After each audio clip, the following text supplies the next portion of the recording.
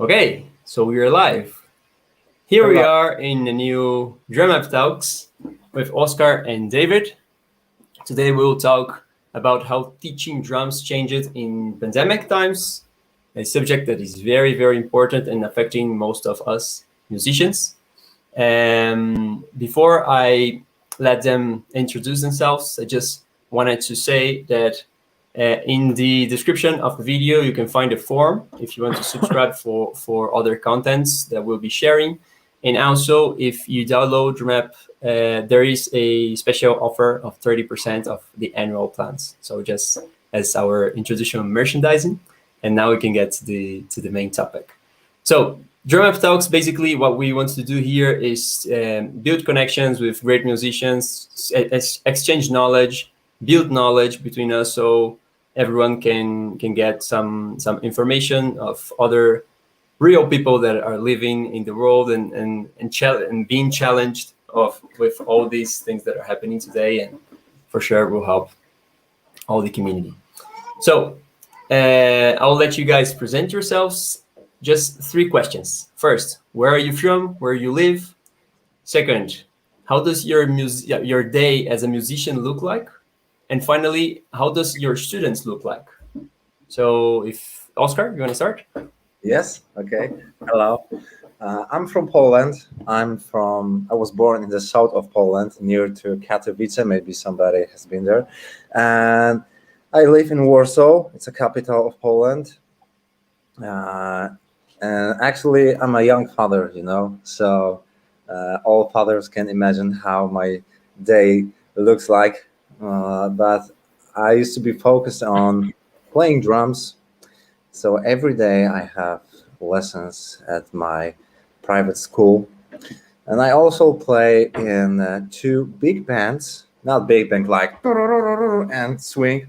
I used to play like in the rock, pop rock, with a one pop rock singer and one the guy, and it's a second band, and he's like 72 or 71 years old. He's a very old rock and roll guy. So, by the way, I want to get old like him.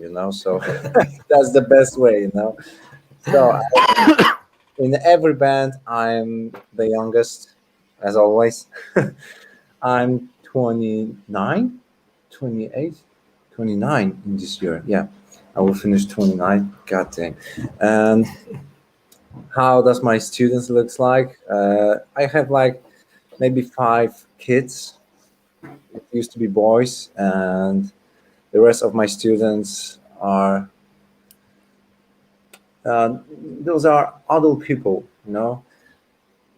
It's like 50-50, like 50% of them are the beginners and 50% of them are like semi-advanced, on the semi-advanced level. And what else? I love teach. I love teaching, and yeah, this is how it is. In a sentence, I could talk like hours, but just listen to the Davids. Thanks, Oscar. David, your turn. Okay, David here. I'm from Lima, and I live in New York, in the States. I've been here since 2012. I actually used to live in Barcelona from 2005 to 2009. And yeah, like I'm a drummer. I'm mainly teaching drum lessons right now because of all of the craziness of the pandemic. But before, yeah, like I was doing a lot of session work, playing with playing with a lot of local bands, doing a lot of recording sessions, sometimes some bigger shows here and there. And but now, yeah, my daily life is mainly teaching. And how my students look like, I mainly teach like people that are like older than are over 18. Like teaching children is awesome, but at some point I was like, you know what? I think it's cool, but I don't know. Sometimes you feel you are more like babysitting, and sometimes students don't want to be there, so it's a little bit tough sometimes. But some kids are wonderful. But anyways, kids are awesome. But Just not for you. Normal. yeah, I'm just like yeah. I guess it's like a similar situation to Oscar, where Some of them are like more like I just want to learn how to play drums. Actually, a bunch of them are more like you are in your late 20s, 30s, and you are like, I always wanted to learn how to play drums, but my parents never let me do it. Now I have money. Now I want to just rock out and just play, because playing drums is amazing and wonderful.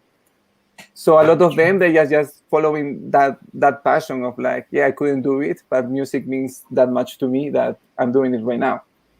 Okay. And then some other ones are people that are playing bands that are more interested into like more like the intricacies of like, I don't know, sometimes you know how this works, where like you hit these walls and sometimes you need like somebody to like give you this extra push.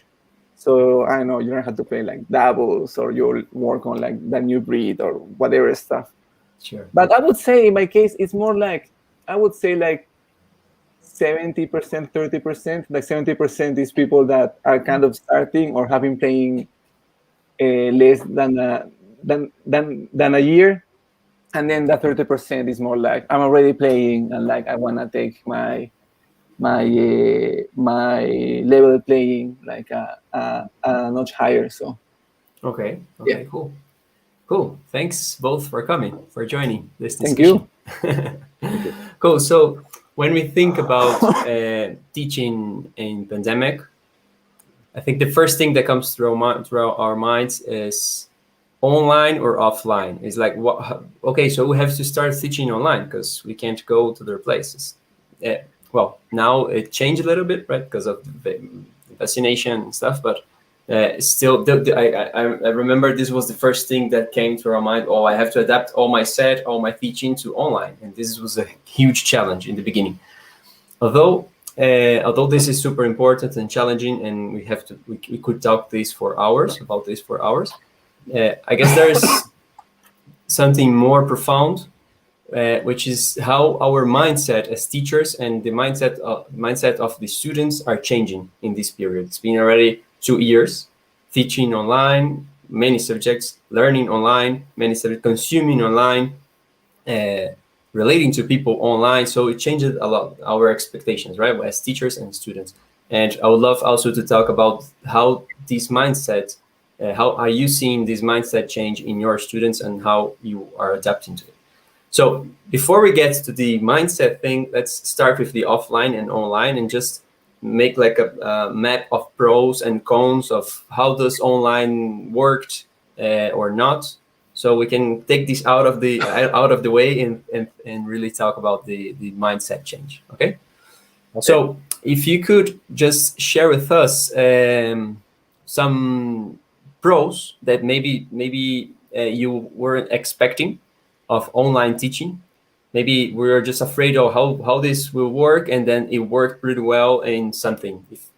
I'll let it free for you guys to share your view on this. First, pros, positive things that surprised you on online teaching. Online teaching surprised me. You know, I need to think a little bit.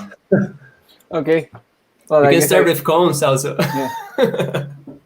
Well, with the pros, well, the easiest one is that it's so much more comfortable to be home, because at least in my case, like it's not like I live in New York, so living is kind of expensive, and it's not that I have an actual set. Well, I have an electronic drum set home, but to play an acoustic drum set, if I play here, like people just kill me.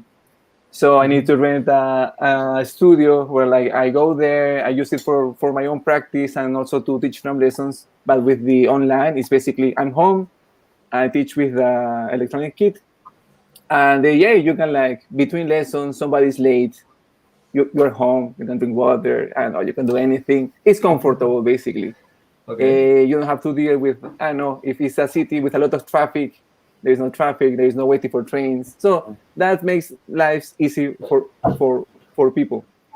The other thing is what is the other thing?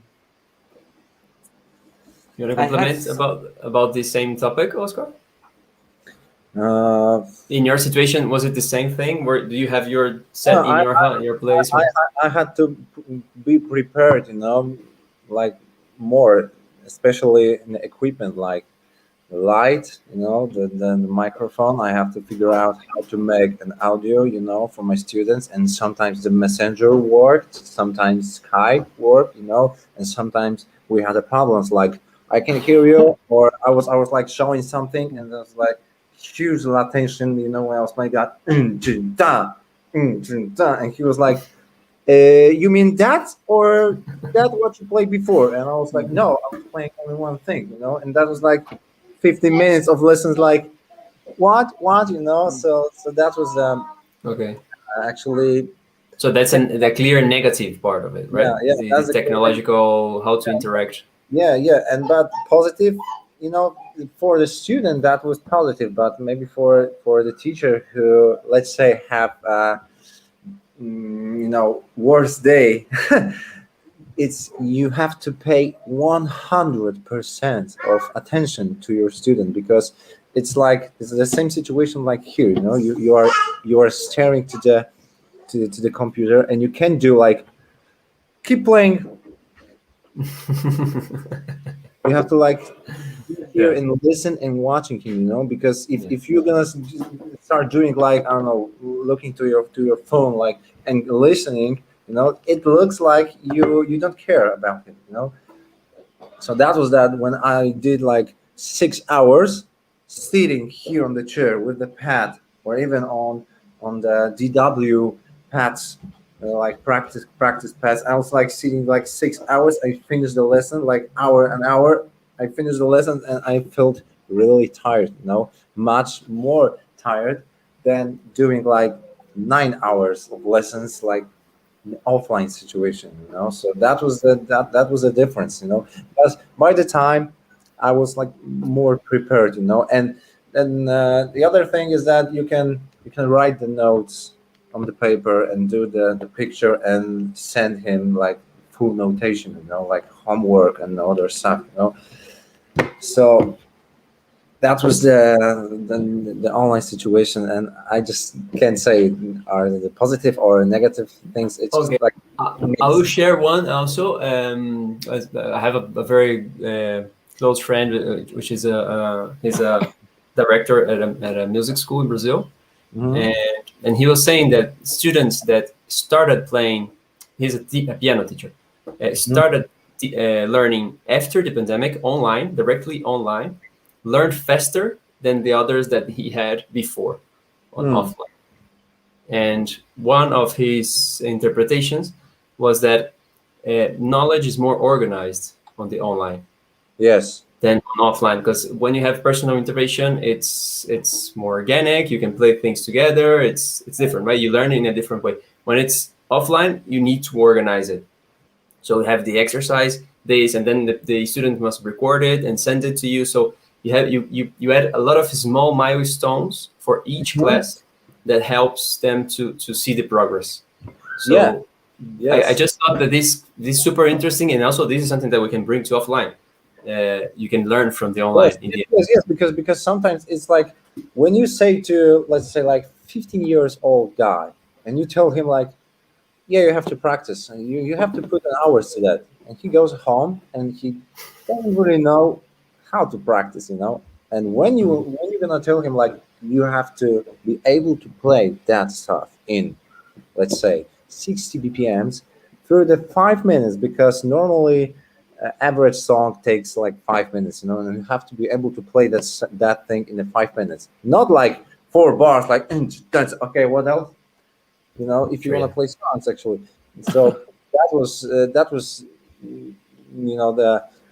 if it goes about organization, the lessons, like point point the lesson, and especially when it goes about playing the technique, and that was maybe the positive way, the positive aspect of doing lessons online, especially on the pad, because I knew that we are all sitting at homes, and I know that when you are working in your home, like a home office, and you did your all job in 5 hours, and you have nothing more to do, and I know that, for example, my student doesn't have a girlfriend, and He's got like a lot of time. So the next day, tomorrow, I will not believe him when he's gonna tell me like I didn't have the time to practice. Yeah. No, sounds like you got like three things to figure out. You got like 6 hours more, so play your pad. And that I saw the results. On the next week, I was like turning on the camera, watching him play, and I was like, "We got it, man!" And I do have when we met offline, all works.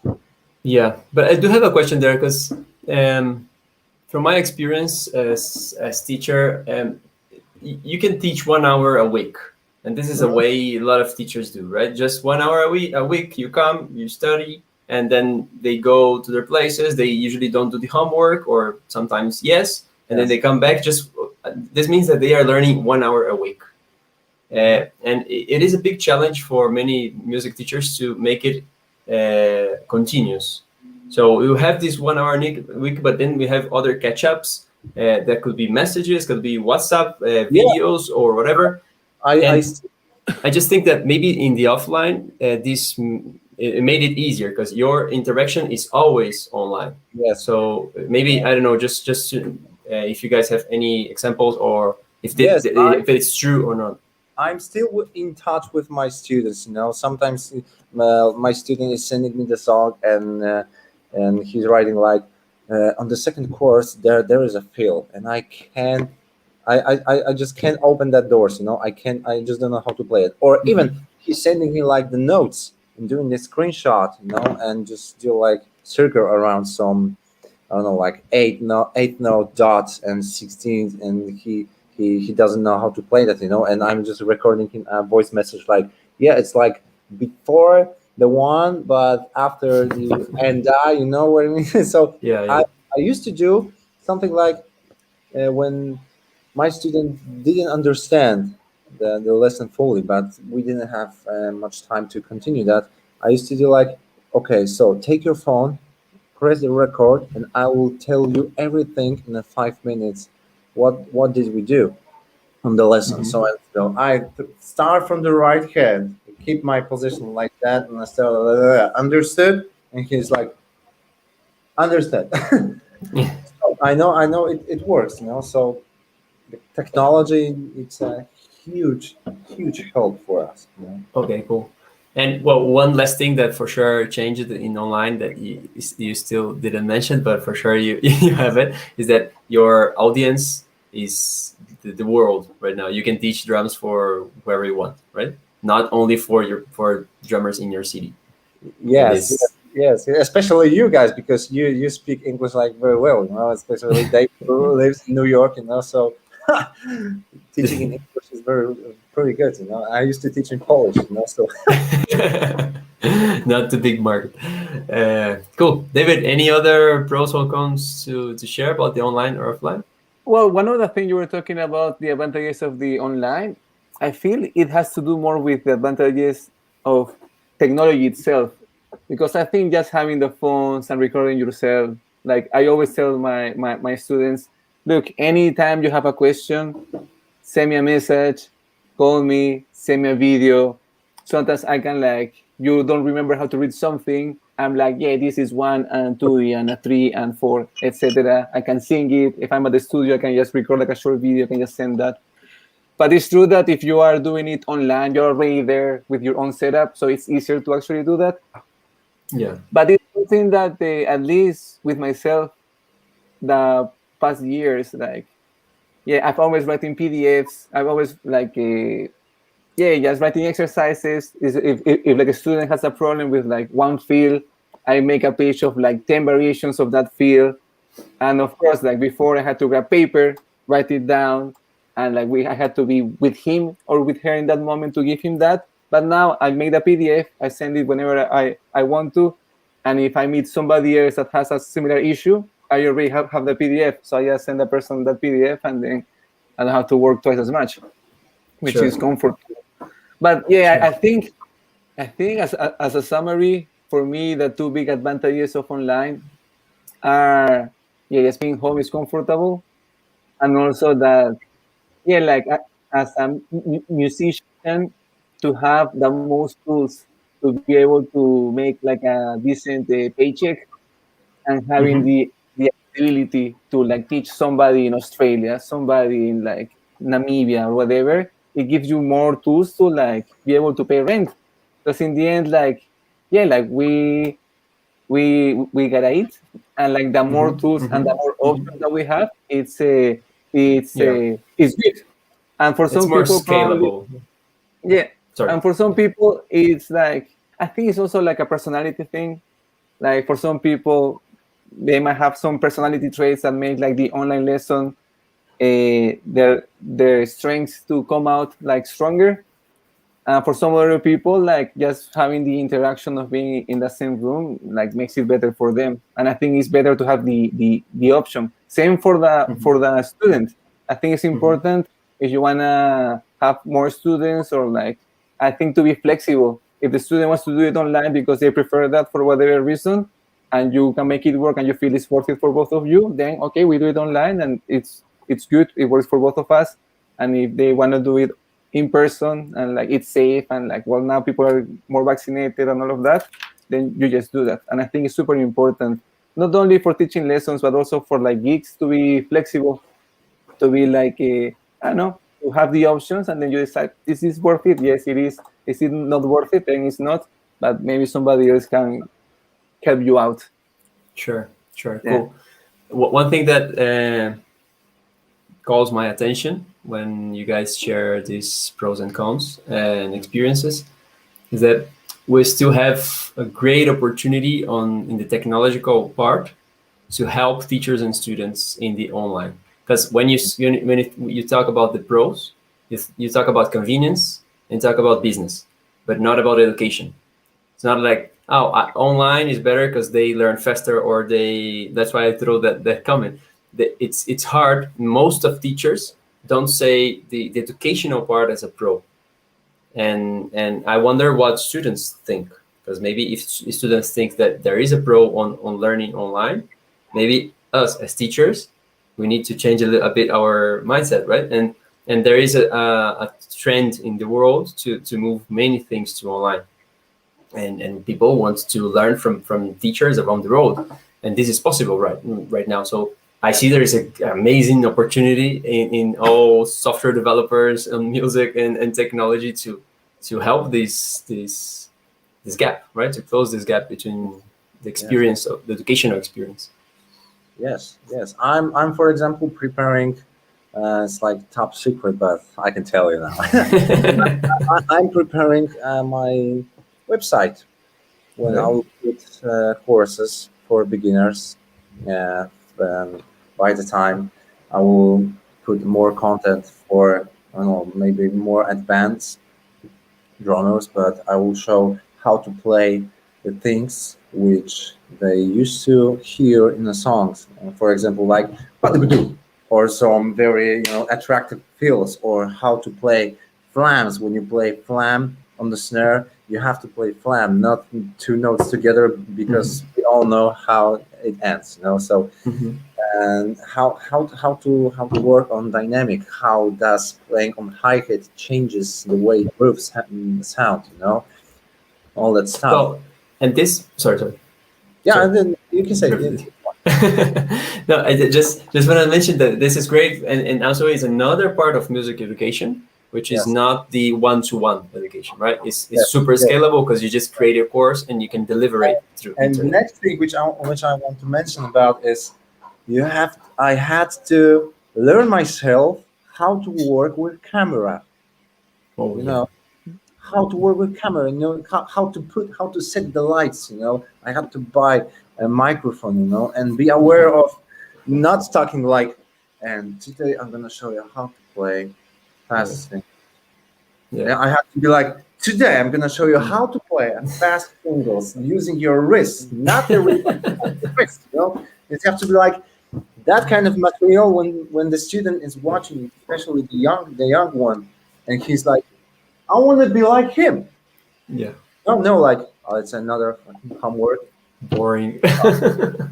No, so that the other thing. So when you are a drummer nowadays, you are a producer of your content. you're a cameraman, you are the guy from the lights, you are the guy who make all that. I don't know how it's called, but Marketing.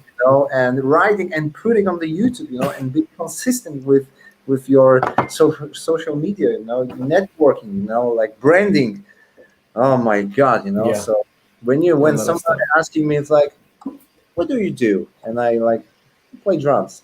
So it's like, oh, you play drums, nice. But the normal people doesn't really understand how much do we have to do. What's behind it, right? Behind playing drums. Yeah. Especially when you teach. Yeah. So, Yeah. Sure. Cool. So related to the mindset thing that I mentioned before, how did our students changed during these last 2 years, and also us? How did we change during these last years? Because for sure we also studied stuff online, or we related to people in a different manner. So I'll just drop some questions, and we can start from there. Okay. okay. For example, did you see a change in the profile of your new students from 2 years ago to now? Like new students, just talking about new students, the students that came to you in the last 3-4 months, were they in a way different? What their expectations, what they were looking for, or no? Maybe it's just stayed the same. David? Okay. Well, for me, it's been pretty similar to before. Okay. Actually, I feel that a lot of people have been in the lockdown for so long that they just want to go out. And also, is the thing is that because I mainly teach older people, not older, but like over 18, like they kind of had their own lives before the pandemic, so they didn't have to go through like going to college online or like going to high school online. So a lot of them are like, in fact, no one has asked me for any lessons online. Everybody has been, I want to go and meet in the, like, I usually ask, do you prefer to do it online or offline? Everyone is like, no, I want to do it in person. I want to go and play the drums. But I Oh, well, think nice. also, Yeah, in part, especially with young one. but I think also it's in part because it's not easy to have an actual drum set home. So part of the good thing about meeting with me at the studio is that it's an actual drum set that you can play. At home, you might have a practice pad or maybe that DW practice set. Some students do have electronic drums, but even with the people that have electronic drums, they are like, no, like I wanna go to the acoustic drum set because it is different. And yeah, the profile is being, a lot of people like, I want to go and meet in person. But the thing is also, it's just the type of like people that tend to reach out like for lessons when they contact me. So yeah, for me, it's like online, almost actually zero, Okay. zero, Yeah. basically. Wow. Zero So new online new students. yeah, it's kind of like the same to me, Nobody actually wanted to stay in online teaching, because as same like David says, it's like it's really actually no one is having acoustic drum set and in his home, So it's like very difficult, and especially when even if they have like basic Yamaha electronic kit, it didn't work in the long term. Maybe like 2 months of lessons. That was like maximum because I saw that, and the thing which I mentioned before, like not completely working messenger or the video chat, For technical issues. yeah, technical issues, and sometimes it's like the kid is playing on the kid and it's like, Dad, I have a problem again, and Dad is coming and Dad completely don't know what to do. It's like 1 second, give me a second. 10 minutes later. Later, and I know that the kid is already bored, so when people are new students which are coming to me, it's like it it really happens. It used to be like people are coming and I need to ask the questions, So then we are finishing on the point where we can today make a decision which way are we going, what kind of music are we listening to, And did you see a change there? on their like musical expectations? Maybe it's not related to pandemic, but well, did you see a change in the profile of the student in a way? Not just if they want online or offline, which is also very interesting to know, but yeah, if there is change in their mindset, in the music they listen to, or how they want to learn. They want to do 1 hour a week, or Yeah, the young one like to have 1 hour a week, because nowadays the kids are having such a lot of activities, to Yes. do. When I feel like when I'm corresponding with a parent, and I used to go like, okay, so let's do the Wednesday, I don't know, 4 p.m.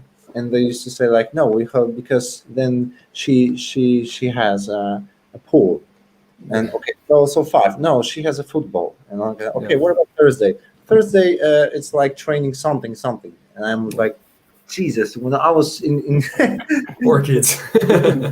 in that age, so I had like, I always wanted to play drums every day, but I noticed that it all depends of the way the parents show them the music, So if I know that there is a father who is coming to the first lesson with the kid with the Metallica on the T-shirt, I know that guy, that kid will like to play like, rock music. Sometimes it's like the girl which is coming to my studio, and she's asking me like, can you play something? And I'm just playing the basic groove, and she's like, oh my god, when I hear somebody playing drums, I get like goosebumps, on my skin. It's very, very, very different people, are coming. And so Another question. Did you see any change or demand for changing the duration of the class? Our class is 1 hour, and you can still motivate students during 1 hour, or is there any change on this matter, or no? Well, Maybe it didn't change anything, and it's no, easier well, if it didn't change. no, like in my case, like yes, I've always done 1 hour. When I was teaching younger kids, I was like, an hour is too much, like 30 minutes, 45 minutes, because then they start to they just didn't want to be there. concentration is hard to keep the concentration through the 1 And hour. yeah, and I rarely do longer lessons, because also like sometimes with some people that is like, hey, I'm going to be in New York, I can only meet you once, but I usually try to do it with like a break in between, because yeah, like 2 hours of drums, and especially if it's like learning a lot of things and you have to be with your whole presence of mind, like analyzing and checking, it's exhausting. Like teaching is super exhausting. Yes. Actually, when listening to Oscar saying like 9 hours in a row, I wanted to like just shoot myself in the head, because for me, when I teach 5, I'm already like super exhausted. I'm already like, oof, this is like a long day. Yeah, So that's a lot. That's a lot. it But is like that. It's crazy. but I have students who pay me like once a month, and sometimes when he need to work or have to go somewhere to Poland. So it sometimes it's better for them when they are coming for 2 hours. So it's always like that, because we do like 30 minutes of warm up, and the next 30 minutes we found the issue, and the next hour we are going through the whole process. We are playing together on the two sets. And after the 2 hours, it's like on the last 15 minutes we can do a jam. So it's like a moment when I'm doing a play, and I can say like, now play that instrument because you always wanted to play, and now just forget about the technique, forget about what we do today, just play your favorite song, and that's it. And 2 hours, I'm talking about adult student, that's the best.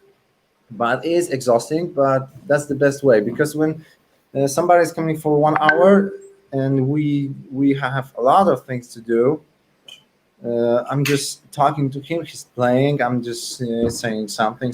We do something. We play with metronome. We play the tempo, and I'm setting up on the hands, and I'm looking at the clock, and there was like 45 minutes past, and I'm like, oh shit, really fast. So sometimes it's better to have 2 hours, and sometimes it's good to have 1 hour. I feel actually one thing I really find true is that sometimes it doesn't feel enough. In some days, it's like shit. Like we had to do these 3, 4 things, and then we didn't have the time to do everything.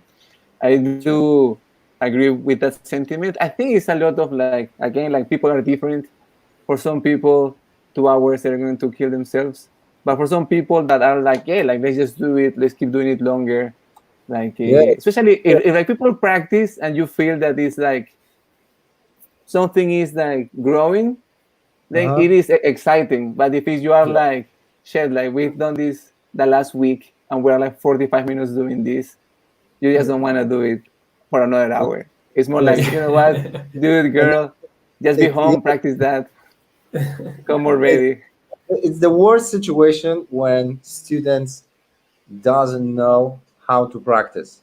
I Hmm. know it's like it's that's the big issue. The biggest issue is that the students don't have their own set at home. I'm not even at home, even the place to go, because here in Poland there is no place when you can grab your sticks and you come to the spot and like everything works. And I know that students, after I don't know, maybe 3 visits in that spot, they start to notice that the snare drum doesn't work as it should. The machine on the hi-hat is not holding the cymbal as it should. You can like make your seat higher. And they are coming to my set, sitting behind the professional set, and they are like, oh, it's such a comfortable, and your cymbal sounds like, gosh. And that's the problem. And here comes the problem with motivation. Because you have to go and practice on the trashy sets. It's like, especially when there's an adult guy who knows what works, what doesn't work, Sure. and you have to go and play on the trashy set. It's like, oh Jesus.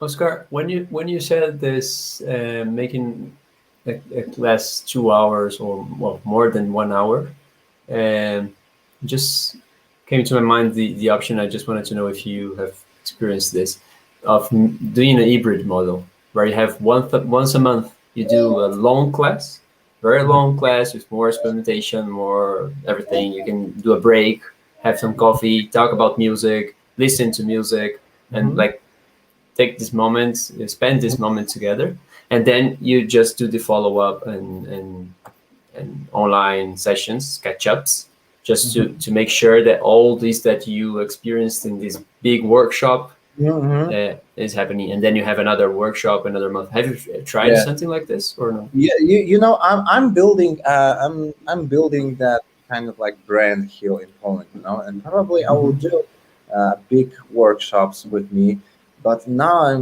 I'm on the place where I'm building a trust with people, Okay. So when I will do like workshop with me, and I will work with, for example, 10 people, and given the access to my personal feedback, and I hope that's gonna work. So it all happens in the future.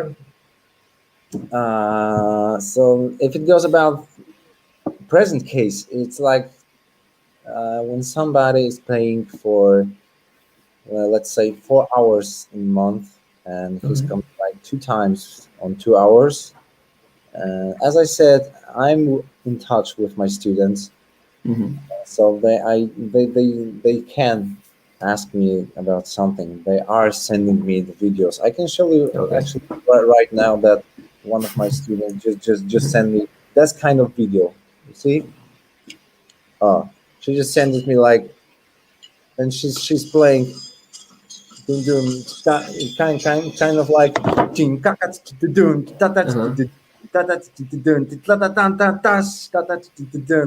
you know, and I just showed her that pattern, and she started exploring the environment Okay. around that stuff, you know. And I'm just, my feedback is like, good, keep going and explore that environment and make it become your home group, you know, because we have some kind of groups when, especially, I don't know, if I'm playing like Toto Rosanna, I'm not moving anywhere. I'm just playing that Yeah, yeah, explore like dum, dum, dum, dum, dum, dum, dum, dum, and what else? Nothing. I'm saying, but if you are playing in your home tempo or some bass groove, and you can like yeah, yeah. in the moment have such more ideas which audience doesn't know. So, Sure. so that's the point, you know. We have here a question from Gilad about, you think technology can solve this issue of students don't knowing how to practice? As you said before, the problem is when the student don't know how to practice, right?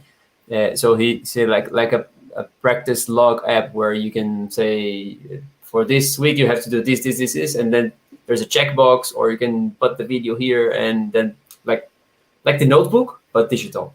Do you see a space for this? How do you see this idea? Of course, of course, of course, but it have to be a good schedule. I don't know, is a good word, and it's very individual case, and you have to you have to know what is exciting to you, and if you want to get that goal, you have to find a teacher who will show you which way you have to go, and it to me it's like very similar to going to the fitness, like you do like that repetitions, you know, and you are observing that and make a notification like, okay, this week I can play this in 70 bpm, but I was trying in 75, but it sounds like shit.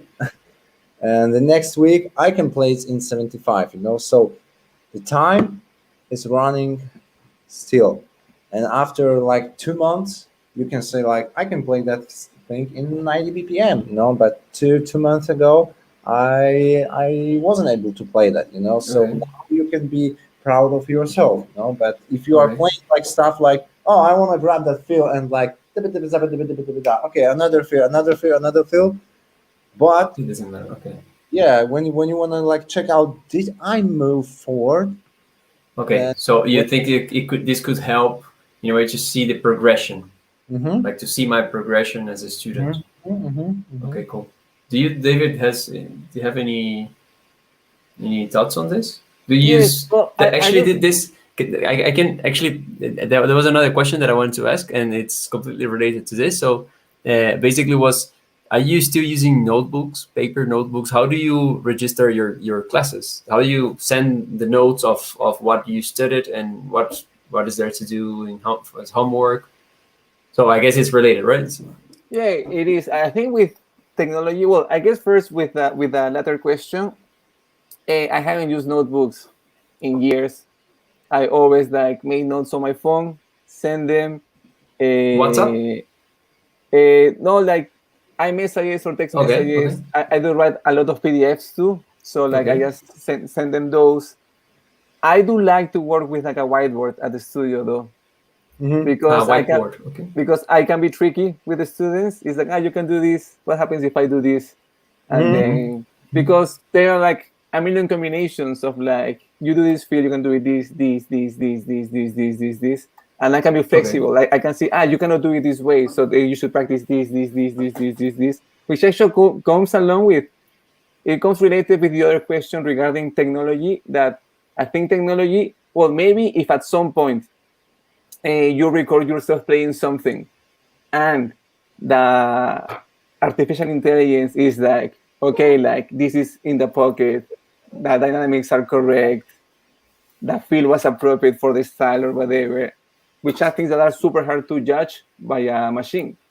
But if at some point it gets to that point, then yeah, maybe there is like an app that is like, it records yourself and it listens to it, and it's like, well, you sucked at the feel on second 35, and like your high tone is not tuned properly for this song, or maybe it's kind of, but you should change this thing.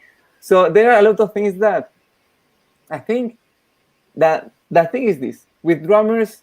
with drum set players, everybody uses sticks. We have to use usually a bass drum, hi-hats, and there are a lot of things that are similar. But each of us is like a different human being. And for me, what I tell to my students, my selfish goal for you is that you play. That's all I want. You are sitting down, a friend comes, plays a bass line, and you feel something inside you, whether with your brain, with your heart, with your guts, and you play something, and you make a musical statement because you felt in that moment, I want to do that. Now, it's not enough to just wanting it. You need to, if you want to sound good, you need good technique. If the bass player is like this group is in 5/4, you need to have that knowledge of like what the hell is 5/4.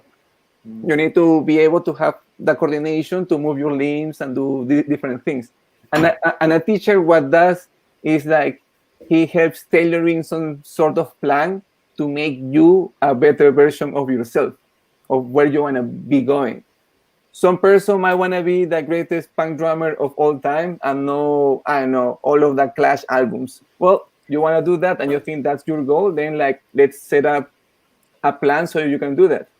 I want to make my living playing drums as a session drummer. Well, then like you better learn how to read, be super like steady with that, know how to, I know, be malleable with your sound. You want to be like super proficient with your feet. Okay, well, maybe I'm not the best person for that. I recommend you somebody else. Like, it's just good to be like, I don't know, like, and different teachers are more like compatible with different people. If at some point maybe technology will get to the point where like it can cover everything, but yeah, it's like Messi doesn't train the same shit that like whatever like Cellini or somebody like a defense. Like they play soccer, but they have to work on different things. Well, maybe they don't work in. I don't know. They are super good, but in order to get to where they are, they have to do different things. And like some people just like have different strengths. Some people are like naturally fast.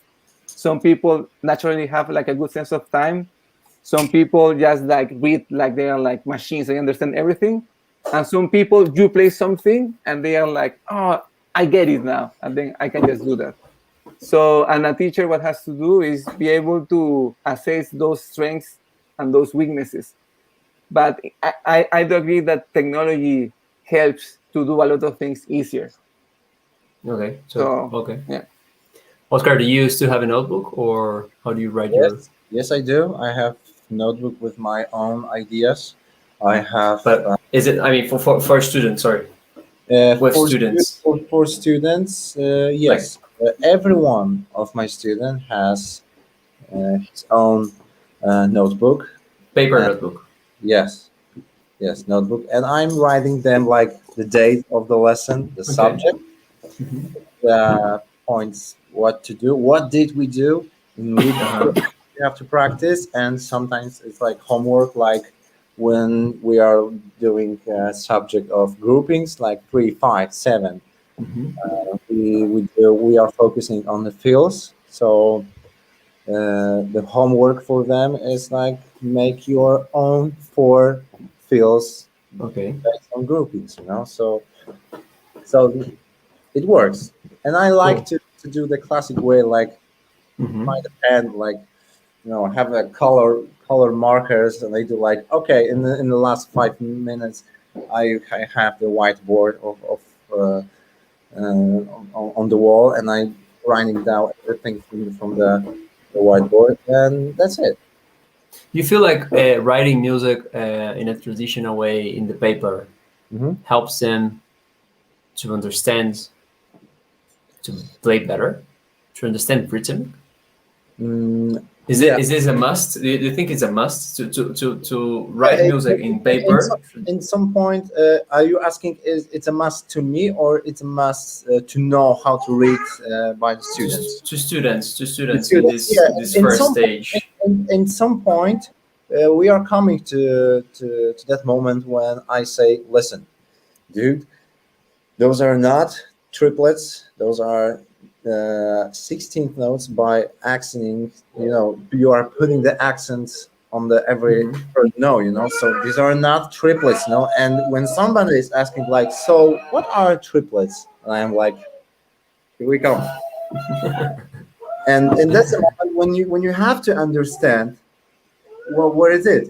If you don't know how to play on the 5, you have to understand what does mean that two, when you have like 4 and 4, what does it mean? What does it mean that? Okay, it's a matter of understanding the language. Yeah, understanding the language, especially not necessarily. Yes, I'm just thinking in the future. I'm just trying to put my head in the future, like in 10 years, 15 years from now. Will people still write music by hand write music? I don't know. And I think how this maybe affect the learning process? Is handwriting something a must for playing, or if we go No, it's 100% on digital, it will work? Because the language you can understand in digital the same. I think that the understanding of writing the music, it's like you can imagine how some Okay. how does it look, so how does the word looks like. So to Okay. me that was much easier, when I know it's like when I close my eyes I can imagine and I can immediately round this down on the whiteboard. If not, I would have to use some app, or even sometimes my students are going like, oh, you can write this down for me and I will put this to the I don't know, some app, and I can play the notes and listen to how it goes like. But that's the whole process. It takes some time. But when you can write it down immediately, or how it looks like, so then which way you can go with it, and you can decide which way you don't want to go. So it's like being conscious. Yeah, I completely agree with you. When you're playing, I don't know, a big band piece or whatever, and you hear trumpets playing something, at this exact moment, I was used to write it in my mind, Yes. so I could memorize the writing. Yeah. So the pattern that I had to play in the next chorus. So that's always is that the same problem when people are. It's a misunderstanding with triplets and the sentence which looks like 8th note dot, 16th note, 8th note pause, and 8th note, which sounds like which is go faster, sounds like Yeah. But triplets like Sure. And some people don't see the difference between, and explain that. You have to show them the difference, so you are coming to the point where you have to understand what is it. Cool. Can I drop one last question? Yes. Did you see any change on concentration or motivation of students based on this necessity of social exposure? Instagram, everything must be posted. Every time I have to do a story of me getting the class, or look this that I learned. Do you see any change on, or do you use it as a asset for the motivation? Let's create a story here in class and see whatever. Any thoughts about it? I used to do like Insta stories, like showing the students playing some cool stuff, and then just writing it down like lessons, some kind of like advertising, my my school. Okay. I didn't notice like this. I never actually had a situation like my student is playing and it's like doing like, okay, let me just check. Oh, nothing is happening. Okay, we can play it still. No, it's like everything stays behind the doors, and Okay. no, we are just focusing on the drums. So. Okay, cool. That's cool. Yeah, it's same here. Like I know when we're playing drums. It's true that I have some students that they are like, like, can we record this? I would like to post this in my social media. It's like, yeah, of course. Actually, a lot of the times I tell them, look, like, if you want to record anything, let's do this, because then you can see yourself, how you look like, how you sound like. Because that's something that actually for that, technology is amazing. In the moment, especially if you're not experienced enough, it's super hard to really tell if you're playing it right or not for some things. You just like, there are some details that once you see them, kind of like the old school thinking of like when you practice your technique, look yourself at the mirror, so you can see if your hands are like having the same height and things like that. Sure. You might be playing just like this, and you're like, I'm playing perfect, like my technique is super beautiful. But then like once you switch it back, it's like, this is what happens. So with the videos, it's the same thing. Sometimes you think that I'm really rocking out and like killing it, and then you see the video and it's like, shit, like it's not as steady. Like I kind of, my shoulders are like super high up. I'm playing the snare too soft or something like that, and you can see that once it's recorded. And with technology, I remember like before, like 15 years ago, I had this tiny MP3 where I recorded everything, but it sounded like shit. The hi-hat was super saturated. You couldn't understand anything. And now with the phone, it's like I still do this. Like I practice and then I put the phone. Okay, let me see how this is sounding like, and then I check back. It's like, this actually sucks. So I need to practice this more. So it's super helpful for that. But then also same for and this is more for like people that are teaching, is that for me, it took me some time to be like, I have to work on social media to be out there. But like the world works like that. If I'm looking for a drum teacher, probably the first thing I'm going to do is like go on Instagram, type the name, go on Facebook, type the name, and see, okay, this person is doing this. This person is actually teaching. He's not full of shit. So it gives you more tools to be more accessible for more people. I'm being surprised a lot of the times here where like some drummers ask me if they can like be in my list of subs for like sessions. And I'm like, yeah, like for sure, like send me your website. And it's like, no, I don't have a website. Okay, send me your YouTube channel. No, I don't have a YouTube channel. And it's like, look, like you can tell me you're like the best drummer in the world, but if I recommending you, I need to show the person that's going to hire you how you sound like. Because it's not only that you're good, but it's kind of like the vibe. But also a lot of the times it's just to make sure, because I've been in situations where like another musician subs, and maybe he was not the best musician for that particular gig, and it's painful for everybody. So it's good to have some samples of yourself, especially here in New York where things move super fast. It's like, send me that now so I can send it now. And if you took like 2 hours to send that, somebody else sent the stuff before you, and you lost that gig. So you lost your job. Yeah. The train has gone. Yeah. Cool. Okay, so with that, we can wrap it up. Oscar baby is calling him already. Right? So I just wanted to thank you guys a lot for sharing all this experience, knowledge, advices. There are thousands of drummers that really needs this kind of information.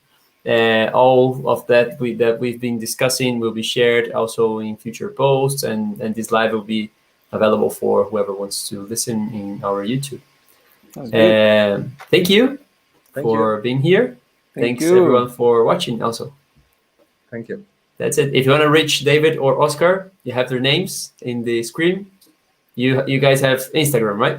So just look for the names and you can reach, and they will teach you online. Thanks, guys. Thank you. Thank you.